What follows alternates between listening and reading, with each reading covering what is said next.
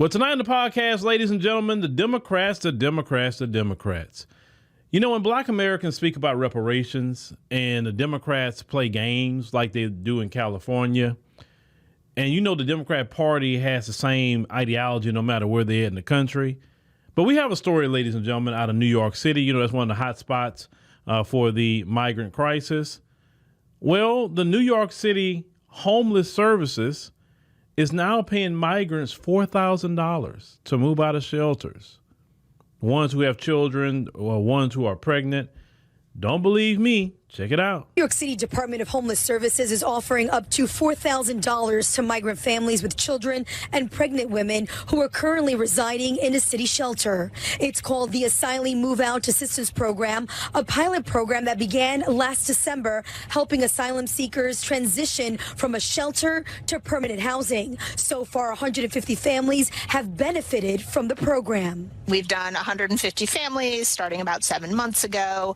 I think we have had one person from a family, not even the whole family, come back. So that is, in my mind, a very strong success rate thus far. The one-time grant is modeled after the enhanced one-shot deal program for those in the traditional homeless shelters, only to be used for first and last month's rent, security deposits, moving expenses, and household supplies. It really is for documented expenses related to permanent housing. So that could be first and last month's rent. It could be moving expenses, household supplies, things that somebody who is brand new to the country, brand new to permanent housing might not have. But the shelter providers are really looking at documentation. The money is coming from DHS' existing budget. Since the program is only a pilot, it is not offered at every migrant shelter, but only at 62 sites for now. The families themselves have to find housing, and once they do, they work with the not-for-profit providers operating at the shelters who help them with the process. Ladies and gentlemen, when I first saw this story, I just couldn't believe what I was hearing. So New York City, you know, has homeless services. And instead of giving that money to the homeless people who are American citizens, they're giving all the money to the migrants who are there, people who chose to come here, right? People who still have a homeland to go back to, yet American citizens in New York can't get anything.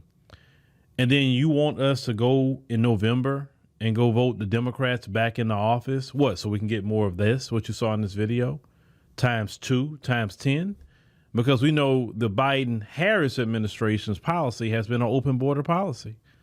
And now people all over the country are starting to see what people like myself and other Texas residents have been seeing for a very, very long time. See, I live on a border state, and we are one of the first places they come to. But our governor, Greg Abbott, is saying, nope, since you got some sanctuary cities and you want them, you about to start getting them. And that's why they came out with Operation Lone Star, since they want to talk crap about Governor Abbott here in Texas. That's what really got him to start sending them, is when they was running off at the mouth, right? Now people seeing the problems. But when I told y'all a long time ago, this denial of reparations has nothing to do with the economy, has nothing to do with inflation. It has something to do with anti-Black racism. You're seeing with your own two eyes that the state government, city government, and federal government has so much money to pay reparations every year. They can do it in a 10-year span if they would like. But they have the money to do it. They just don't want to, because they don't want you to be made whole. You see, they just throwing money at the migrants. While American citizens are homeless, and you know, we're going to be coming up on winter very soon. It's not that long. You know how quick time passed. While American citizens are homeless in New York, migrants have been staying in hotels. They've been staying in different shelters that even our homeless population can't stay in. But yet in November, we're supposed to go out and vote Democrat. We're supposed to go out and vote Vice President Kamala Harris. We're shamed if we don't want to go vote for more what you saw on the screen. We're shamed for that. That's what we're shamed into voting for, that. None of that money is going to the Black community. None of that money is going to reparations. None of that's going to help the poor in the communities. No. So we supposed to go out and vote Democrat those people who getting all the funding not voting for Democrat or Republican. They're not voting for nobody. And yet they're getting the funding. Or should we be like, okay, enough is enough? And at least on this issue, and I said this many, many times before, I trust Trump on this issue. When he said he gonna have the biggest deportation event in American history, hey, at this point we need that. Because look at all the money that's going. This is your tax dollars and mine. And they're not even going to American citizens. And they're just doing what they want to do. They don't talk to the people about it. They don't say, hey, let's put something on the ballot. Nothing. They just do whatever they want to do. But yet, once again, I'm going to repeat it again. We're shamed in the black community because they don't shame no other community. We're shamed. If black men say, hey, man, I don't like that agenda that Kamala and them got going on. Oh, you hate black women because you wrong. You notice Boule Martin and them don't come against this migrant crisis because of the funding that's not coming to the community. You notice he don't say nothing. You'll notice Ricky Smiley don't say nothing about all of the finances. They try to shame you about immigration, but they don't shame you about the money aspect of it. They never bring up the money. Pay attention to that. Because they cannot defend the money part of it. You don't see Plies talking about the money aspect of it. So don't ever let them try to shame you about immigration. When they start shaming you, you start talking about the money.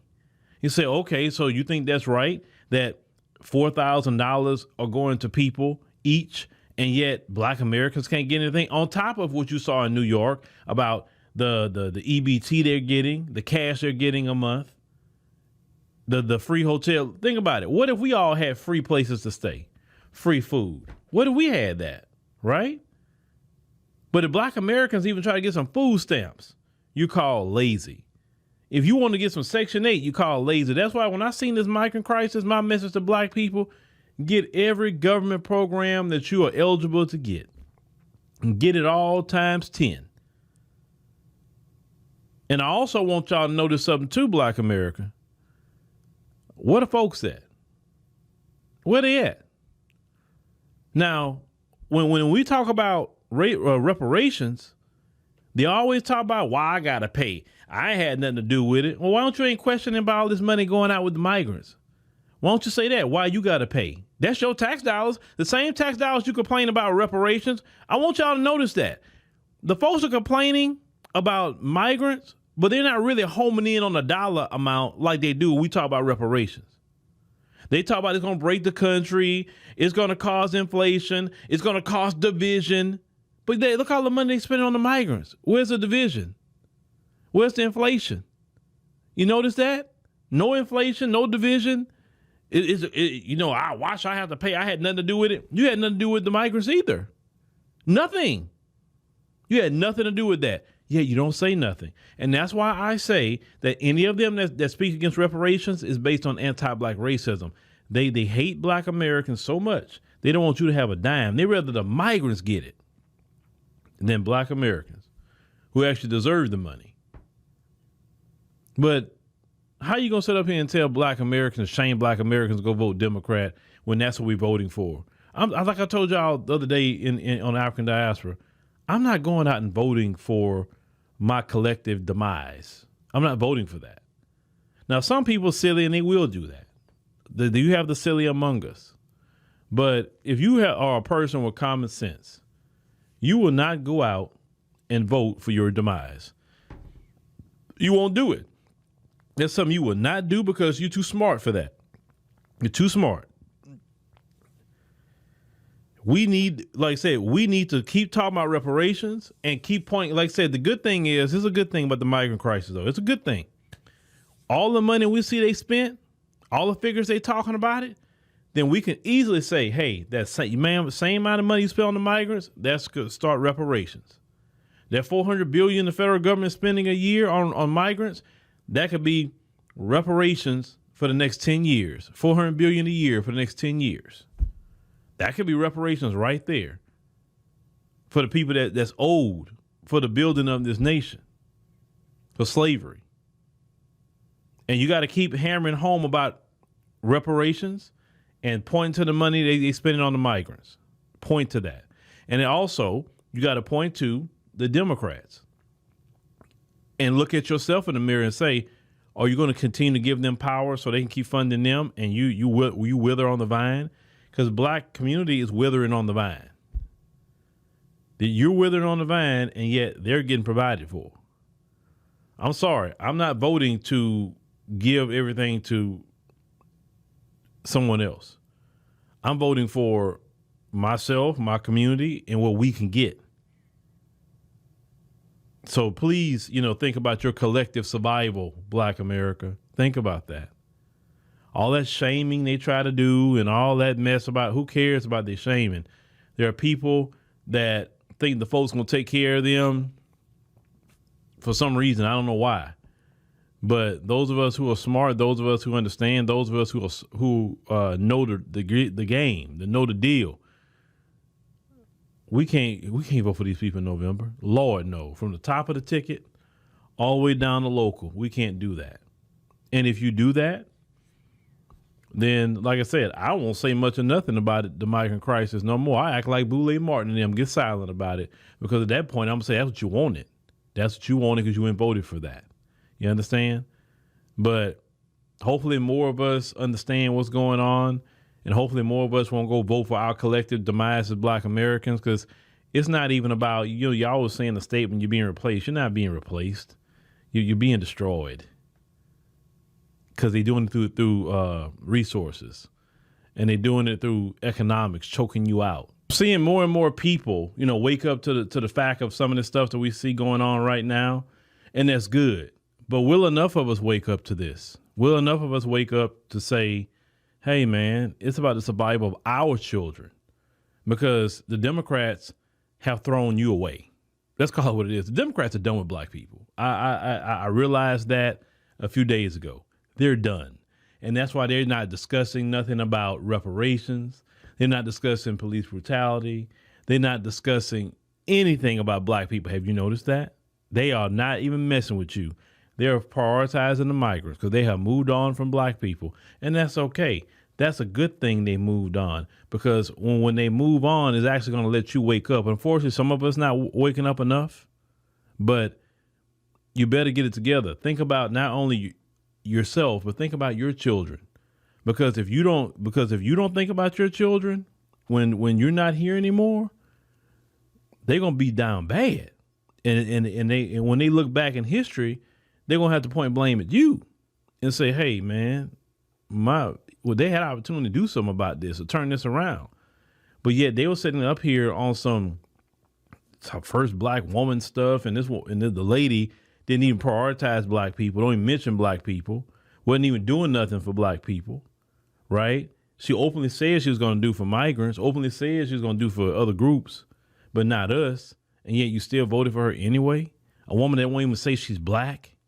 That's the one you wouldn't vote for? Think about what our kids would say when they do history.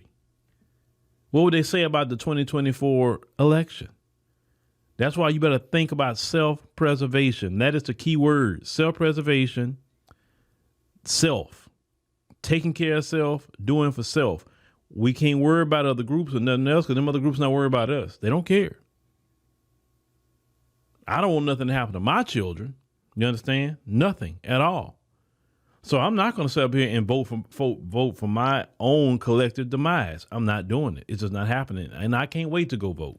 I can't wait. I'm going to be the first one in line in Texas, October 20th, for early voting. I'm going to be the first one in line. So please get registered to vote and help out our community, because what you're seeing right here is going to quadruple if Harris get in, and she's going to make all of them, give all of them amnesty. And then you think you seeing something now? Oh, wait. Just wait till they get amnesty. Then you really gonna cry. But don't say